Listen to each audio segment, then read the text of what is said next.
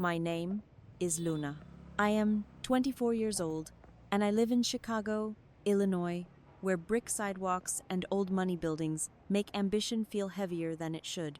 I am finishing my senior year in business analytics while working part-time as a financial assistant, the kind of job that looks impressive on LinkedIn and quietly drains you in real life.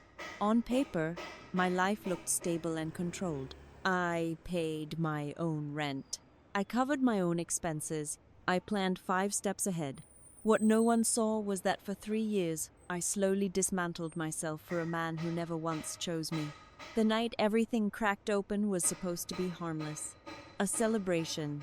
A crowded apartment filled with warm lights, loud laughter, and the smell of alcohol soaked into cheap furniture. It was a farewell party for graduating seniors, the kind where everyone pretends endings are exciting instead of terrifying. Someone suggested truth or dare, and no one objected, because that is how people my age avoid silence. When it was his turn, the question came out careless and sharp. Was there anyone in the room he had feelings for? Every head turned toward me. No one needed to explain why. I had been chasing Daniel Wright for 3 years. Everyone knew it. I was the woman who always showed up. The woman who paid without asking. The woman who waited without complaining. I did not lean forward. I did not smile. I simply looked at him, already knowing the answer, already hoping to be wrong. Daniel frowned, like the question itself had offended him. He laughed it off and said he would drink instead. 1 glass, then another. He would rather swallow alcohol than admit even a fraction of feeling. The room reacted with awkward noises. People suddenly interested in their cups or phones. No one defended me. No one needed to. The message was clear. Something inside me went quiet. Not broken. Not angry. Just empty. When it was my turn, I chose dare. I said I would kiss someone else in the room for 1 full minute. Someone laughed, thinking I was joking. Daniel finally looked at me then, irritation flickering across his face, as if I had violated an unspoken rule. He told me to stop being dramatic. He reached out, not to hold me, but to control the situation. I stood up anyway. My eyes landed on a boy sitting near the corner, silent, observant, younger than the rest of us. Ethan Blake. He looked startled when I approached him, like he had never been considered an option in his life. I asked him if he knew how to kiss. The room froze, the timer flipped, and when my lips touched his, I felt something shift permanently. That kiss was meant to be reckless. It became the beginning of everything. I did not always understand that what I was doing for Daniel had a name. At first, it felt like effort, then loyalty, then patience. By the time I realized it was self-erasure, 3 years had already passed. I met Daniel Wright during my sophomore year. He was older, sharper, and carried himself with the quiet arrogance of someone who had struggled just enough to believe he deserved everything. He was known for his grades, his discipline, his future. People spoke his name with a kind of respect that made you straighten your back without realizing it. I admired him before I liked him. That was my first mistake. Daniel never chased anyone. He let people orbit him. When I started spending time with him, it happened subtly. Group projects, late nights in the library, coffee that turned into dinner because it was too late to pretend we were still being productive. He never flirted in obvious ways. He asked questions. He listened. He made me feel intelligent, useful, necessary. I mistook that for intimacy. I was the one who leaned in first. I was the one who suggested seeing each other outside of school. Daniel did not say no. He rarely did. He just never said yes in a way that mattered. Every boundary stayed blurred. Every label stayed postponed. Whenever I asked what we were, he smiled like I had asked something childish and said he wanted to focus on his future first. He said feelings were complicated. He said he did not like rushing into things. I told myself that meant I was special enough to wait for. Waiting became my personality. I paid for dinners because he was saving money. I booked study rooms because he was busy. I covered rent for the apartment he said he needed for focus, telling myself it was temporary, telling myself love was an investment. When he forgot my birthday, he said he was overwhelmed. When he canceled plans, he said he was exhausted. when he disappeared for days. He said I was imagining distance that did not exist. Whenever doubt crept in, Daniel was ready with reassurance that sounded reasonable enough to silence me. He said I was overthinking. He said I was sensitive because I cared too much. He said other women did not pressure him like I did, then laughed and added that he liked that I cared. I clung to that sentence like a lifeline. The first time I noticed Lily more, I did not think much of it. She was younger, soft-spoken, always looking like she might break if someone raised their voice too loudly.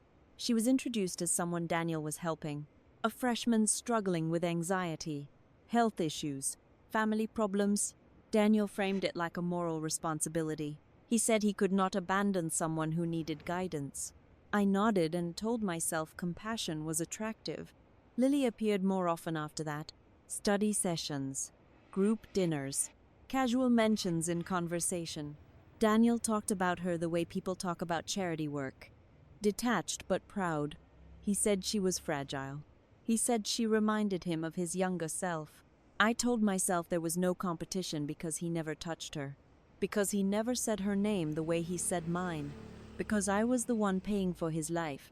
But then came the details that did not add up. The jacket I bought him for winter appeared on Lily's shoulders one evening. Daniel brushed it off, said she was cold and he did not think it mattered. The restaurant I booked weeks in advance for his birthday showed up in a photo online, tagged under Lily's account. Daniel said plans had changed last minute and he forgot to tell me. The necklace I saved for months to buy him appeared in another photo, catching the light against Lily's collarbone. He said she admired it and he let her borrow it. Every explanation was reasonable if you wanted to believe it. I wanted to believe it. The night that finally cracked my illusion came quietly. No shouting, no confrontation. I was scrolling through my phone in bed when I saw a post from a mutual friend congratulating Daniel on a birthday dinner. The photo showed him smiling across a candlelit table. Lily sat beside him, close enough that their shoulders touched. The caption joked about how lucky he was to be surrounded by people who loved him. I was not tagged. I was not mentioned. I was not there. I stared at the screen until my eyes burned. Then I opened my banking app, not because I planned to, but because my body needed proof of something solid. I traced the charges back. The restaurant, the gift, the apartment, everything that made his life comfortable traced back to me. I realized then that I had not been forgotten. I had been replaced, slowly, carefully, while still being funded. That was the first night I understood the truth. I was not his partner. I was his resource. The silence after the kiss did not feel chaotic. It felt surgical. Someone laughed too loudly. Someone else cleared their throat. The music kept playing, unaware that the atmosphere had shifted. I stepped back from Ethan Blake, my pulse steady, my mind oddly clear.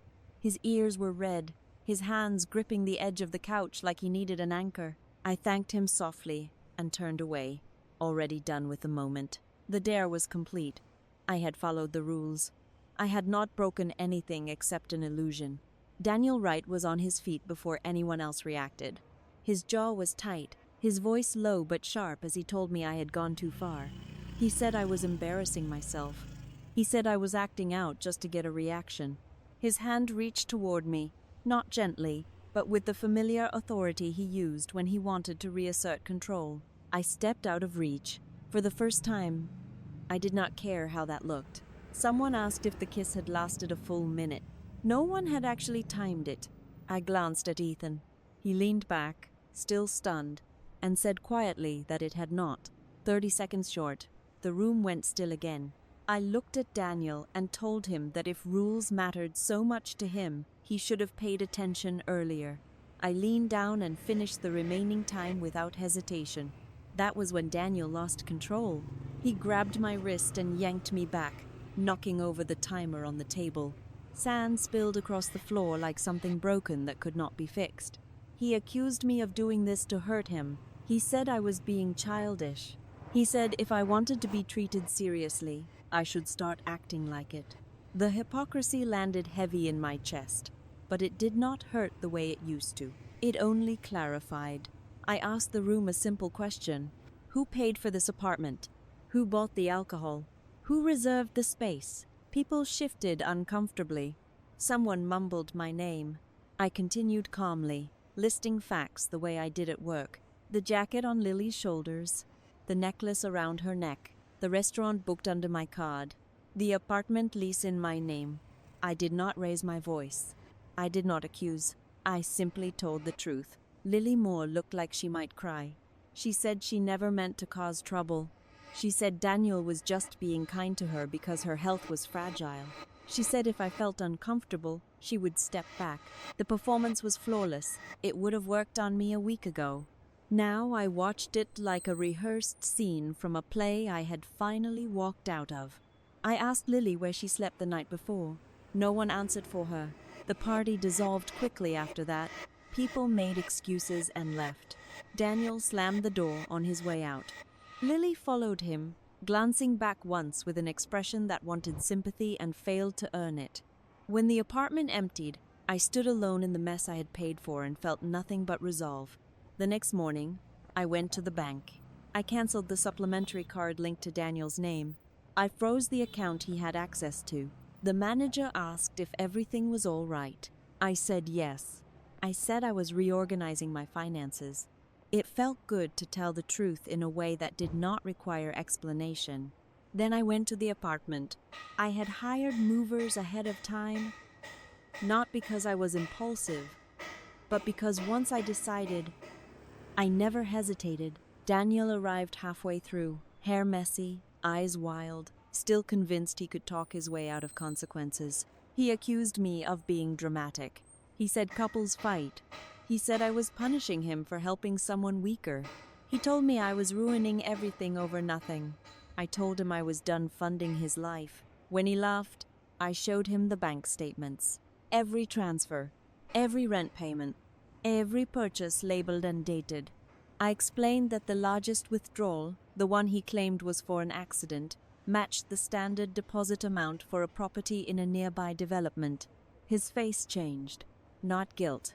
Calculation. He asked how I knew. I told him it did not matter. What mattered was that the house was not in my name. Daniel said the house was for us. He said he was planning a future. He said he wanted to surprise me once he was stable. He said Lily had nothing to do with it. He said I was sabotaging my own happiness because I could not trust him. I asked him one question: why Lily had access to that house. He did not answer. Instead, he tried to grab my arm again, lowering his voice, telling me I was making a mistake I would regret. The movers stepped closer. He backed off, humiliated, furious, exposed. I left that apartment with everything I paid for and nothing I did not. 2 days later, printed bank statements appeared across campus. Not illegally, not anonymously, through formal channels, shared quietly, then loudly. The story spread the way truths always do when they are supported by numbers. Daniel's reputation cracked under the weight of his own spending. People whispered. Professors distanced themselves. Friends avoided eye contact. Daniel texted me non-stop. Apologies. Accusation. Promises. Threats. I did not reply. I thought it was over. I was wrong. In his mind, I was not gone yet. Daniel did not disappear after his name started circulating in whispers. He multiplied. He showed up outside my building, outside my classes, outside my workplace. Always apologetic in public, always angry in private. He said he had been misunderstood. He said people were cruel. He said I had taken things too far. When that did not work, he shifted tactics. He said he was scared. He said he had never felt safe with anyone before me. He said poverty teaches you to cling to whatever keeps you afloat, even if you hurt it in the process. I listened once, only once. We sat across from each other in a quiet cafe near campus, the kind with neutral lighting and uncomfortable chairs designed to keep conversations short. Daniel looked thinner, less polished. He spoke about his childhood, about watching his mother cry over bills, about never knowing when the ground would disappear beneath his feet. He said Lily had needed help, but I had been the future. He said I was strong enough to handle waiting. He said he had always known I would stay. That sentence broke something permanently. I told him I was not strong for enduring neglect. I was naive. I told him love was not proven through patience or sacrifice. It was proven through presence and choice. He stared at me like I was rewriting rules he had depended on. When I stood to leave, he grabbed my sleeve and whispered that he loved me. Finally, fully, desperately. I felt nothing. The absence was complete. No anger, no sadness, just a quiet certainty that whatever bond he thought existed had already died months ago. After that, I stopped engaging. I blocked his number. I changed my schedule. I filed a formal notice through legal channels regarding financial recovery. Clean, precisi, un emocional. Daniel sent one last email accusing me of cruelty, of abandoning him when he needed me most. I did not respond. I no longer needed to defend myself to someone who had built a life on my silence. While his world contracted, mine expanded. I accepted an exchange program overseas, something I had postponed for years because Daniel always said it was impractical. I started packing my life into boxes that belonged to me alone. In the middle of that chaos, Ethan Blake appeared again, quietly, respectfully, like he had never assumed access to me in the first place. We talked, slowly. He never asked me to explain, Daniel. He never asked me to justify my decisions. He listened without interrupting. He noticed small things, like when I limped from walking too much, or when my hands shook after long days. He showed care without obligation, interest without entitlement. One night, after I twisted my ankle rushing between errands, Ethan showed up with bandages and antiseptic. He knelt in front of me, careful, focused, treating my injury like it mattered because I mattered. When I asked why he was doing all this, he shrugged and said liking someone should not feel like debt. That sentence stayed with me. Photos of us began to circulate. Nothing dramatic, just proximity, just comfort. Daniel saw them. He unraveled completely after that. He tried to contact my friends. He accused Ethan of stealing me. He said I was rebounding. He said I would regret choosing someone easy over someone intense. I did not reply. The final confrontation came months later, unexpectedly, at the edge of campus on a cold afternoon. Daniel looked exhausted, desperate. He told me he had cut Lily out completely, that he had lost opportunities, that he had suffered enough. He said he finally understood what he had done wrong. He begged me to come back, to rebuild, to let him prove himself. I looked at him and felt only distance. I told him growth that requires destruction is not growth I want to witness. I told him I did not hate him. I simply no longer belonged to his story. When he asked how I could be so calm, I answered honestly. I said I had already mourned him while we were still together. He cried, loudly, publicly. It did not move me. Ethan waited a few steps away, giving me space without abandoning me. When I turned toward him, he asked only if I was ready to go home. I nodded. That was when I understood the difference. Daniel loved how I made him feel safe without effort. Ethan loved me without conditions. As we walked away, Daniel shouted after me that he had loved me first. I did not turn around. Love that arrives only after consequences is not love. It is regret. For the first time in years, I chose peace over chaos, and it felt like freedom. I live differently now. My mornings are quiet. My finances are simple. My phone does not buzz with apologies disguised as demands. I no longer wake up wondering if I asked for too much by wanting clarity. I no longer rehearse conversations in my head, trying to sound reasonable enough to be loved. The life I have now is not loud or dramatic. It is steady. It belongs to me. People sometimes ask if I regret how things ended with Daniel. They lower their voices when they ask. Like regret is something contagious. I always give the same answer. I regret how long I stayed. I regret how convincingly I learned to excuse neglect by calling it patience. I regret confusing endurance with devotion. But I do not regret leaving. Walking away was not cruelty.